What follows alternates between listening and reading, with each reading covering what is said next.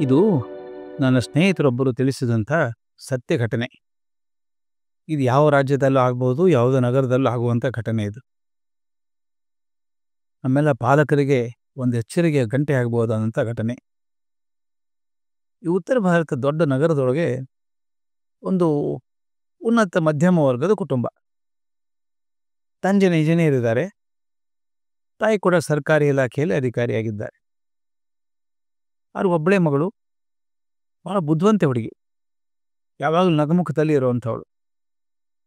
ಅದು ಶಾಲೆಯಲ್ಲಿ ಹೋಗುವಾಗ ಯಾವಾಗ ಬಂತೋ ಗೊತ್ತಿಲ್ಲ, ಈ ಜಿಮ್ನಾಸ್ಟಿಕ್ ಬಗ್ಗೆ ಬಹಳ ಪ್ರೀತಿ ಬಂತಾಕೆ. ಈ ದೈಹಿಕ ಕಸರತ್ತು ಮಾಡ್ತೀವಲ್ಲ ಜಿಮ್ನಾಸ್ಟಿಕ್ಸ್ ಅಂತ, ಅದ್ರ ಬಗ್ಗೆ ತುಂಬ ಆಸಕ್ತಿ ಬಂತು. ಅದು ಬಹುಶಃ ಒಲಿಂಪಿಕ್ಕಲ್ಲಿ ದೂರದರ್ಶನದಲ್ಲಿ ನೋಡಿದಾಗ ಬಂದದ್ದು ಇರಬಹುದು ಅನಿಸುತ್ತೆ ನಾನು. ಆಕೆ ತಂದೆ ತಾಯಿಗೆ ದುಂಬಾಲು ಬಿದ್ಲು, ಜಿಮ್ನಾಸ್ಟಿಕ್ ತರಗತಿಗೆ ಸೇರಿಸು ಅಂದ್ಲು. ಆಸಕ್ತಿ ಇರೋದು ಕಲೀಲಿ ಅಂತ ಹೇಳಿ ಆಕೆನ ಸೇರಿಸಿದ್ರು. ಆಕೆ ಎಷ್ಟು ಪರಿಶ್ರಮ ಮಾಡಿದ್ಲು, ಸಾಧನೆ ಮಾಡಿದ್ಲು ಅಂದರೆ, ತನ್ನ 10ನೇ ವಯಸ್ಸಿಗೆ ತನ್ನ ರಾಜ್ಯದ ಅತ್ಯಂತ ಶ್ರೇಷ್ಠ ಕಿರಿಯ ಜಿಮ್ನಾಸ್ಟಿಕ್ ಅಂತ ಆಯ್ಕೆ ಆದ್ಲು. ಯಾವಾಗಿದು ಆಟದ ಕಡೆಗೆ, ಜಿಮ್ನಾಸ್ಟಿಕ್ ಕಡೆ ಹೆಚ್ಚು ಮನಸ್ಸು ಹೋಯ್ತೋ, ಸಮಯ ಹೋಗೋಕೆ ಶುರು ಆಯಿತು, ಈ ಶಾಲೆಯಲ್ಲಿ ಶೈಕ್ಷಣಿಕ ಮಟ್ಟದಲ್ಲಿ ಸ್ವಲ್ಪ ಪ್ರಗತಿ ಕಮ್ಮಿ ಆಯಿತು, ಮಾರ್ಕ್ಸ್ ಕಮ್ಮಿ ಬರೋಕ್ಕೆ ಶುರು ಆಯಿತು. ತಂದೆ ತಾಯಿಗಳು ಚಿಂತೆ, ಅಯ್ಯೋ ಮಾರ್ಕ್ಸ್ ಕಮ್ಮಿ ಬಂದರೆ ಮುಂದೆ ಏನು ಭವಿಷ್ಯ ಆಯ್ಕೆ ಅದು ಅಂತ. ಮಗಳಿಗೆ ಎಷ್ಟೋ ಬಾರಿ ತಿಳಿ ಹೇಳಿದರು, ಆಟಕ್ಕಿಂತ ಓದು ಮುಖ್ಯಮ್ಮ ಅಂತ ಹೇಳೋಕೆ ಹೋದರು. ಆದರೆ ಆಟದ ಹುಚ್ಚು ಆಕೆನ ಜಾಸ್ತಿ ಹೇಳಿತು.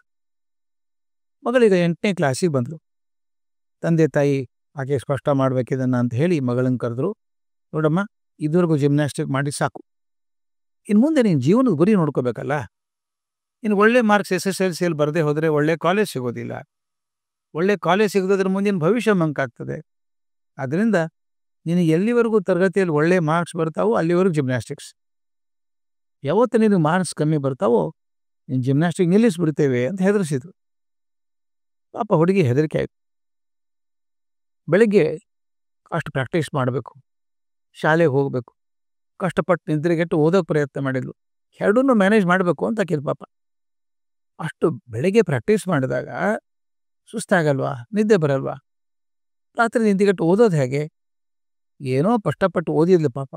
8, 9ನೇ ತರಗತಿಗಳನ್ನು ಭಾಳ ಹೆಚ್ಚಿನ ಮಾರ್ಕ್ಸ್ ಬರೆದಿದ್ರು, 2ನೇ ದರ್ಜೆಯಲ್ಲಿ ಪಾಸ್ ಆದ್ರು.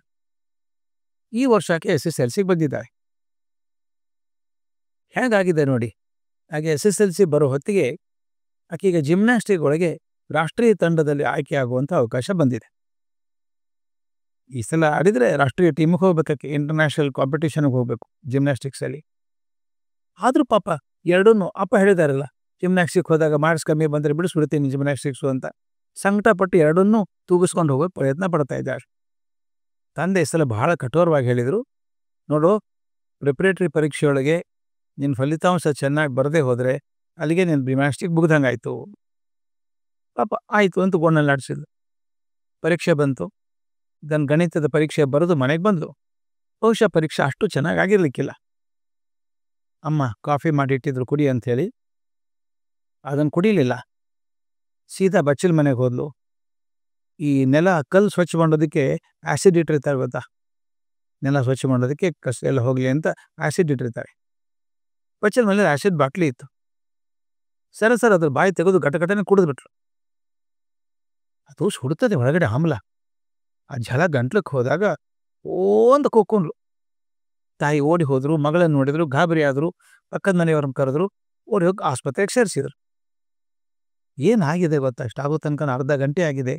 ಆ ಕುಡಿದಂಥ ಆ್ಯಸಿಡ್ಡು ಹುಡುಗಿ ಗಂಟ್ಲು, ಅನ್ನನಾಳ, ಶ್ವಾಸನಾಳದ ಬಹುಪಾಲ ಸುಟ್ಟೋಗಿದೆ. ಬದುಕೋದು ಕಷ್ಟ ಅಂತ ಹೇಳಿಬಿಟ್ರು ಡಾಕ್ಟ್ರು.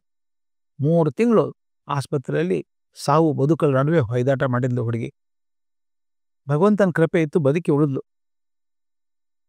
ತಂದೆ ಒಬ್ಬರೇ ಮಗಳೊಳಗೆ ಏಕಾಂತದಲ್ಲಿದ್ದ ಕೇಳಿದರು, ಯಾಕಮ್ಮ, ನಿಜವಾಗ್ಲೂ ನೀನು ಸಾಯ್ಬೇಕನ್ಸಿತ್ತಾ? ಮಗಳು ತಂದೆಯನ್ನು ಗಟ್ಟಿಯಾಗಿ ಅಪ್ಕೊಂಡು ಹತ್ಲು. ಇಲ್ಲಪ್ಪ, ನನಗೆ ಸಾಯೋದು ಬೇಕಾಗಿರಲಿಲ್ಲ, ನಾನು ಸಾಯೋದು ಇಷ್ಟನೇ ಇಲ್ಲ, ಆದರೆ ಜಿಮ್ನಾಸ್ಟಿಕ್ ಬಿಡೋದು ಬೇಡಾಗಿತ್ತು ನನಗೆ. ಜಿಮ್ನಾಸ್ಟಿಕ್ ನನ್ನ ಜೀವ ಅಪ್ಪ, ಅದನ್ನು ಹೇಗೆ ಬಿಡಲಿ? ಅದಕ್ಕೆ ನಿಮ್ಮನ್ನು ಹೆದರಿಸೋದಕ್ಕೆ ಹೀಗೆ ಮಾಡಿದೆ, ಅದು ಹೀಗಾಗತ್ತೆ ಅಂತ ತಿಳ್ಕೊಂಡಿರಲಿಲ್ಲ. ಅದೇನಾಗಿದೆ ಗೊತ್ತಾ, ಮಗಳು ಹೊಟ್ಟೆ ಭಾಗಕ್ಕೆ, ಒಳಭಾಗಕ್ಕೆ ಆದ ಪೆಟ್ಟಿನಿಂದ ಆಕೆಯನ್ನು ಕಡಿದು ಎಂದೂ ಜಿಮ್ನಾಸ್ಟಿಕ್ ಮಾಡೋಕ್ಕೆ ಸಾಧ್ಯ ಇಲ್ಲ ಅಂತ ಅಪ್ಪನಿಗೆ ಗೊತ್ತಾಗಿತ್ತು. ಒಳಗಡೆ ಸುಟ್ಟೋಗಿದೆ ಕರಳೆಲ್ಲ. ಜಿಮ್ನಾಸ್ಟಿಕ್ ಹೇಗೆ ಮಾಡ್ತಾಳೆ? ತಂದೆ ಕೂಡ ಅಳು ಬಂತು. ಅಳುತ್ತಾ ಹೇಳಿದರು, ಮಗು ತಪ್ಪು ನಿಂದಲ್ಲಮ್ಮ, ತಪ್ಪು ನಮ್ದಿತ್ತು. ನಾವು ನೀನು ಹಾಗೆ ಹೆದರಿಸ್ಬಾರ್ದಾಗಿತ್ತು. ಹಾಗೆ ಮಾಡಿ ನೀನು ಎರಡೂ ಅವಕಾಶ ಹಾಳು ಮಾಡಿಬಿಟ್ವಿ. ಈ ಕಡೆ ಓದಿನ ಹವ್ಯಾಸ ಸಾಧ್ಯ ಹೋಯಿತು, ಈ ಕಡೆ ಜಿಮ್ನಾಸ್ಟಿಕ್ ಕಡೆ ಅವಕಾಶ ಹೋಯಿತು. ಎರಡನ್ನೂ ನಾವು ಹಾಳು ಮಾಡಿಬಿಟ್ವಿ ಅಂತ ಆಯ್ತು. ಏನು ಮಾಡೋದು? ಆಗೋಗಿದೆಯಲ್ಲ. ಆ ಹುಡುಗಿ ಮುಂದೆ ಜಿಮ್ನಾಸ್ಟಿಕ್ ಆಡೋಕೆ ಆಗಲೇ ಇಲ್ಲ. ತನ್ನ ಕನಸುಗಳನ್ನು ಕಮರಿಸ್ಕೊಂಡು ಬಿಟ್ರು. ನಾನಿದು ಘಟನೆ ಹೇಳೋ ಉದ್ದೇಶ ಇಷ್ಟೇ. ನಮ್ಮ ತಂದೆ ತಾಯಂದಿರಿಗೆ ಎಲ್ರಿಗೂ ನನ್ನ ಪ್ರಾರ್ಥನೆ ಇತ್ತು. ನಮ್ಮ ಕನಸುಗಳನ್ನು ಮಕ್ಕಳು ನನಸು ಮಾಡಬೇಕು ಅನ್ನೋ ನಾವೆಲ್ಲರೂ ಆಶೆ. ಹಾಗಾಗದೆ ಹೋದಾಗ ನಿಮ್ಮ ಕನಸುಗಳನ್ನು ಮಕ್ಕಳ ತಲೆ ಮೇಲೆ ಹಾಕಬೇಡಿ, ಭಯ ಹುಟ್ಟಿಸ್ಬೇಡಿ, ಹೆದರಿಕೆ ಹಾಕಬೇಡಿ. ನಿಮ್ಮ ಕನಸುಗಳಿಗಿಂತ ನಿಮ್ಮ ಮಗು ಮುಖ್ಯ ಅಲ್ವಾ? ನನಗೆ ಎಷ್ಟು ಸಂಕಟ ಆಗತ್ತೆ ಅಂದರೆ, ನಾವು ಯಾವುದೋ ಆವೇಶದಲ್ಲಿ ಬಿಡ್ತೀವಿ. ಓದೇ ಹೋದರೆ ಬಿಡಿಸ್ಬಿಡ್ತೀನಿ, ಶಾಲೆಗೆ ಕಳಿಸಲ್ಲ. ಅದು ಆತಂಕ ಅರ್ಥ ಆಗತ್ತೆ ನನ್ನ ಪಾಲಕರದು. ಪಾಲಕರೇನು ಮಕ್ಕಳು ವೈರಿಗಳಲ್ಲ, ಮಕ್ಕಳಿಗೆ ಒಳ್ಳೇದಾಗಬೇಕು ಅಂತ ಹೇಳ್ತಾರೆ. ಆ ಹೇಳೋ ಆತುರದಲ್ಲಿ ಮಕ್ಕಳ ಕನಸುಗಳನ್ನು ಮುರಿಸಿಬಿಡ್ತೀವಲ್ಲ, ಏನಾಗ್ಬೇಕು ಹೇಳಿ? ಎಷ್ಟೊಂದು ಕನಸುಗಳು ಮುಟ್ಟಿ ಎಷ್ಟೋ ಮಕ್ಕಳು ಆತ್ಮಹತ್ಯೆ ಮಾಡ್ಕೊಂಡಿಲ್ಲ. ನನಗೆ ಗೊತ್ತಿರುವಂಥ 2-3 ಸಂಪರ್ಕ ಹಾಗೆ ಆದದ್ದು. ನಾಳೆ ಪರೀಕ್ಷೆಗಿದೆ, ಓದ್ಕೋ ಕೂತ್ಕೊಂಡು, ಏನು ಮಾಡಬೇಡ, ಹೋಗ್ಬೇಡ, ಫ್ರೆಂಡ್ ಮನೆಗೆ ಹೋಗ್ಬೇಡ ಅಂತ ಬೈದದ್ದಕ್ಕೆ ಆ ಮಗು ಸರ ಹೋಗಿ 8ನೇ ಅಂತಸ್ತಿಗೆ ಕೆಳಗಡೆ ಹಾರ್ಕೊಂಡು ಸತ್ತೋಯ್ತಲ್ಲ ಮನೆ ಇತ್ತೀಚೆಗೆ. ಮಕ್ಕಳ ಮನಸ್ಸು ಭಾಳ ಹಗುರ, ಈಗ ಭಾಳ ಮೃದುವಾಗಿದೆ. ಅದು ಹೇಗೆ ಹ್ಯಾಂಡಲ್ ಮಾಡಬೇಕು ಅಂತ ವಿಚಾರ ಮಾಡಬೇಕಾಗತ್ತೆ. ಅಂಥದ್ರಲ್ಲಿ ಆ ಮಗು ಸಾಧ್ಯತೆ ಇತ್ತು, ನ್ಯಾಷನಲ್ ಜಿಮ್ನಾಸ್ಟಿಕ್ಸ್ ಟೀಮಲ್ಲಿ ಹೋಗುವಂಥ ಸಾಧ್ಯತೆ ಇತ್ತು. ಆದರೆ ನಮ್ಮ ಹುಡುಗರಿಗೆ ಮಾರ್ಕ್ಸ್ ಬರಲಿಲ್ಲ, ಬರಬೇಕು ಅಂತ ಹೇಳಿ ಬಿಡಿಸ್ಬಿಟ್ವಲ್ಲ. ಈ ಮಕ್ಕಳಿಗೆ ಕನಸುಗಳು ಮುರುಟಿ ಹೋದಾಗ ಜೀವನ ಇಲ್ಲ ಅನಿಸ್ಬಿಡುತ್ತೆ. ಅದಕ್ಕೆ ನಾನು ಹೇಳೋದು, ದಯವಿಟ್ಟು ನಮ್ಮ ಕನಸುಗಳನ್ನು ಅವ್ರ ಮೇಲೆ ಹೇರೋದು, ಅವ್ರ ಕನಸುಗಳನ್ನು ಬದಲಾಯಿಸೋದು ಕಷ್ಟ. ಆ ಮಗುಗೆ ಮಗು ಕನಸು ಮುಖ್ಯ. ಅದನ್ನು ನೋಡಿ ವಿಚಾರ ಮಾಡಿ, ಆ ಕನಸು ಸರಿನಾ ಅಂತ ನೋಡಿ, ಸಾಧ್ಯತೆ ಇದೆಯಾ ವಿಚಾರ ಮಾಡಿ ಹೇಳಿ. ಸಣ್ಣದಿದ್ದಾಗಲೇ ಹೇಳಿ. ಆಮೇಲೆ ದೊಡ್ಡವ್ರಿಗೆ ಕರ್ಕೊಂಡು ಅವ್ರ ಕಡೆಯಿಂದ ಹೇಳಿಸಿ, ಎಕ್ಸ್ಪರ್ಟ್ಸ್ ಇರ್ತಾರೆ ಅವ್ರ ಕಡೆಯಿಂದ ಹೇಳಿಸಿ. ಆಗ ಮನಸ್ಸು ಬದಲಾಯಿಸುತ್ತೆ. ಒತ್ತಾಯ ಮಾಡಿ ಹೆದರಿಸ್ಬಿಟ್ಟು ಹಿಂಗೆ ಮಾಡ್ತೀವಿ ಅಂತಂದರೆ ಬಹಳ ಕಷ್ಟ ಆಗುತ್ತೆ.